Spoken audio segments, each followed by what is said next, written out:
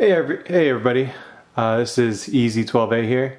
Just doing a quick update on the H220 that I installed. It's doing actually really well. I'm pretty happy with it. I also ordered a few new parts for my system. I will be making a video on that too. And I'll be going over what I'm going to be doing. So basically, as you can see right now, I have the H220 installed here. It's working perfectly, the temperatures are great. But this video card here, which is a Galaxy 670, it's also really good. However, overclocked with this reference fan on here. It's actually really loud and very distracting. I was playing BioShock Infinite the other day, and I couldn't hear what people were saying because it was so loud. But I'm a performance nut, so I'd rather have overclocked video card than not. So I found a lot of heat actually comes out of this little gap here, which is for the SLI bridge. Whenever I open my case up and I'm looking at the, admiring the setup, I feel a lot of heat coming from this little hole here, which is surprising. It's small, but I would bet that it actually puts out more heat than this radiator coming in, taking cold or rather warm air. This little hole here, because it's next to the VRM, and also the hot air from the GPU and the VRM is coming out this hole. It's actually several degrees warmer than ambient than I would like. And this whole side of the case is pretty warm. That being said, I ordered a new EK block. It's a copper block for the 670. It's going to be cutting this down dramatically in terms of length.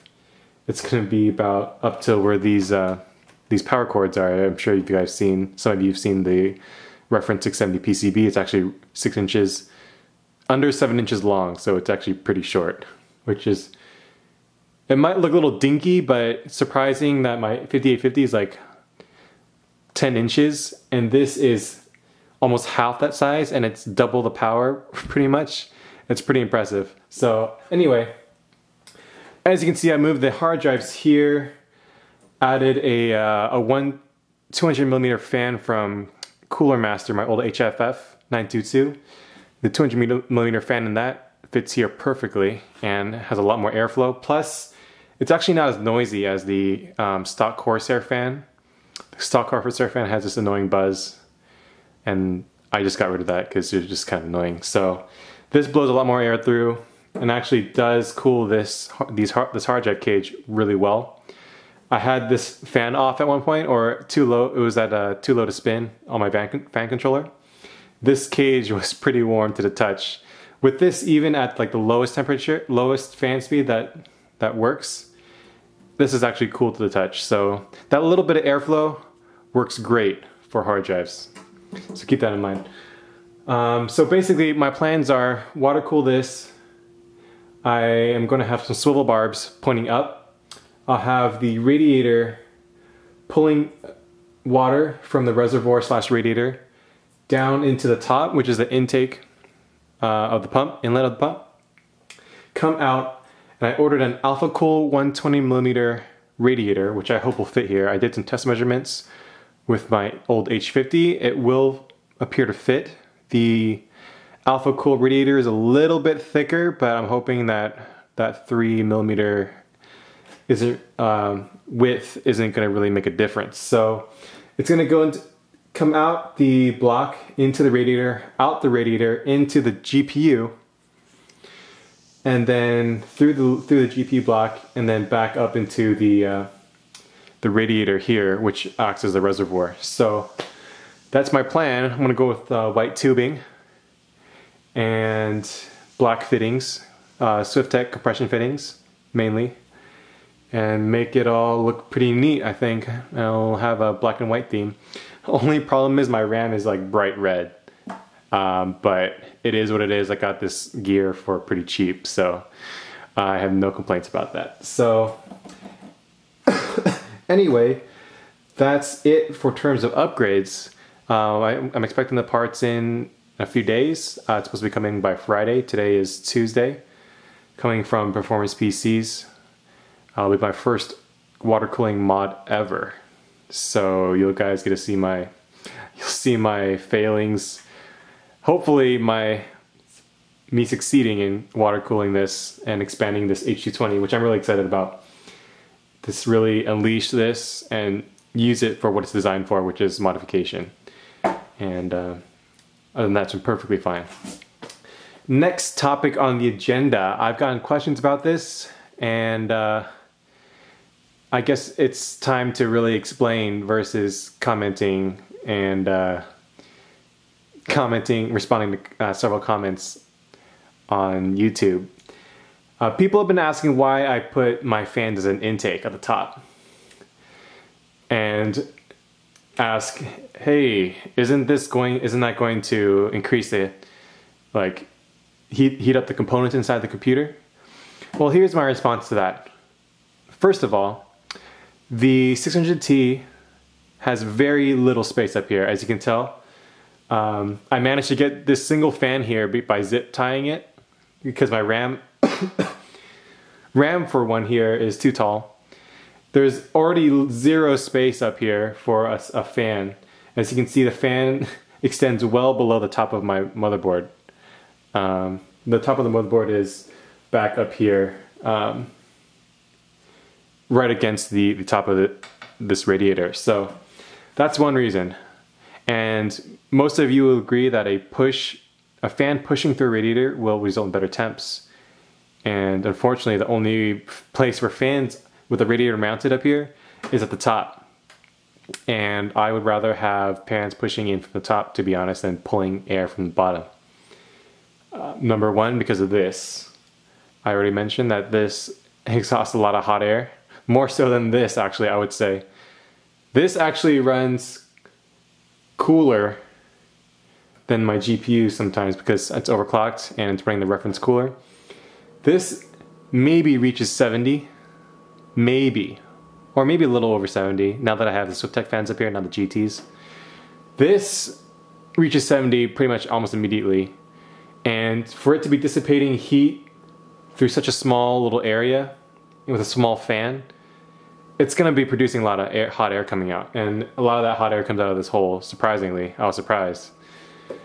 But yeah, I would rather have push on my radiator than pull. And if I'm going to have push, I might as well push cold air in through the radiator. It makes sense, right?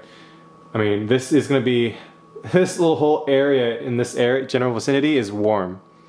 And I'm going to be sucking that up through the radiator if I have an exhaust. And it's going to be less efficient at that even too, because it's pulling from the top.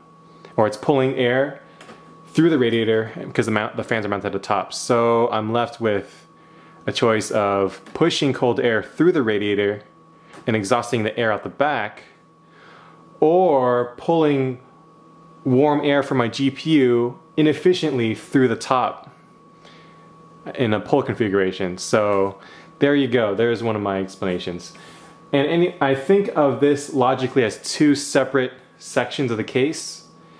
This 200mm fan here pulls in cold air from the front, feeds this, cools this hard drive cage, and feeds this fan here, this reference fan, cold air. This PSU is pulling air from the bottom and is not even interacting with this. So the GPU has all the cold air it needs from this 200mm fan. This on the top is kind of cycling, coming out this way, in and then out the back. And that's perfectly fine, because if you think about it, nothing's really being, like, how do you explain, warmed, per se. The VRM is being cooled slightly by a little bit of a warm air, but it's no different than any, like, big air coolers like the Fantex. The Fantex blows hot air into the case, that's a fact. It's just directed toward this exhaust fan, and the Fantex doesn't cool the VRM. It probably cools the VRM just as well, or just as bad as this radiator blowing warm-ish air into the case.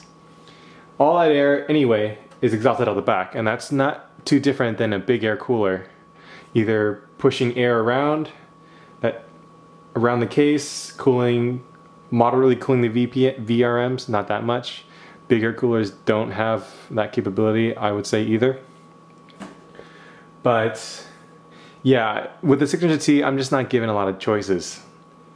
Hopefully, with the 670 underwater, I will be able to have this, because of the 670 underwater, most of the heat will be in the radiator at that point. Then I can have this pulling air, even though I don't really want to. I like push.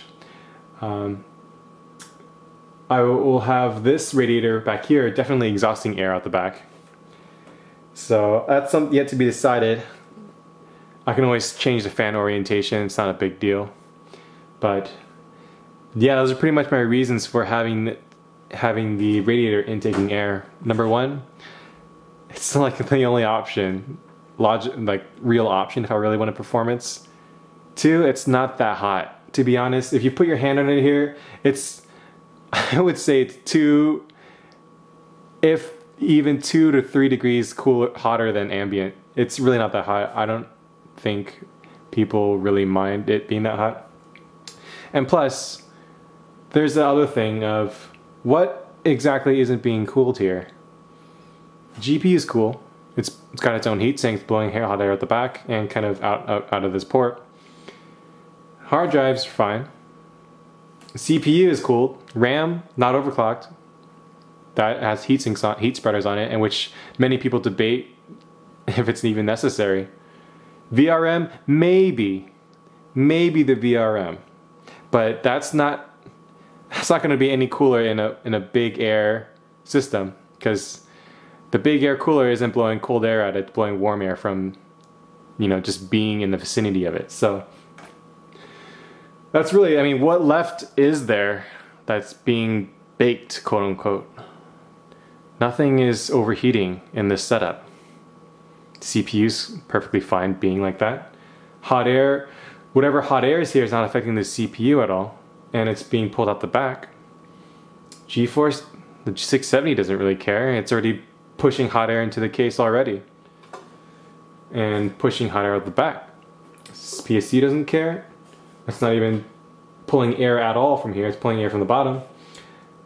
Hard drives, negligible. I mean, with this fan here, it's pretty much cold. So I don't know. I don't understand what people are so jumpy about having a radiator as an intake. People with front-mounted radiators blow air into the case anyway. Bottom-mounted radiators blow hot air into the case. So I think that argument is beating a dead horse. It's pretty much hot air, or not even 2 degrees warmer than ambient air inside the case isn't going to do anything. And if you think it does, then feel free to keep doing what you do. I mean, honestly, I've been building computers for 10 years. Not to sound all high and mighty, but I have yet to fry a computer from overheating it. And I've worked on a lot of computers. So anyway, rant over. Yeah, I mean, the only reason why I might switch this to an exhaust is when I have this underwater. Then the internal temperatures are low enough, I would think, to set up as a exhaust. Other than that, I'm just gonna keep on chugging as an intake. I honestly don't know what to say. It's not like it's super hot in there, or in this case. But if anything, I'll guess I'll show you guys what the top looks like, just so you get an idea of how little space I have. Alright, so here's the top of the 600T. I put some fan finger guards top, so when I'm reaching underneath, not even looking, I won't get my fingers caught in it. And as you can see, I have my zip ties in here. And I arrange my zip ties like this, so basically it's kind of like a flexible screw holding that in there. But I've done a P95 test with this kind of setup, and honestly, I didn't see any gains at all whatsoever from this fan being here. It was still the same temperature, even though I did feel a lot of airflow through here.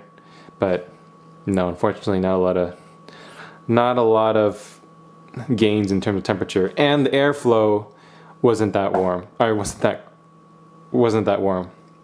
It was almost like ambient air coming in. So that's one of the other reasons why I have it this way, and why intakes, radiator as an intake really doesn't matter. I mean, everybody running a bottom or front mounted intake is going to have it as an, or front and bottom radiator is going to have it as an intake. So that kind of nullifies any concerns about hot, quote unquote hot air being in the system. Because when everything's cooled, there's really nothing else that complains about moderately higher, like 2-degree hotter air inside the case. These capacitors are surely not overheating.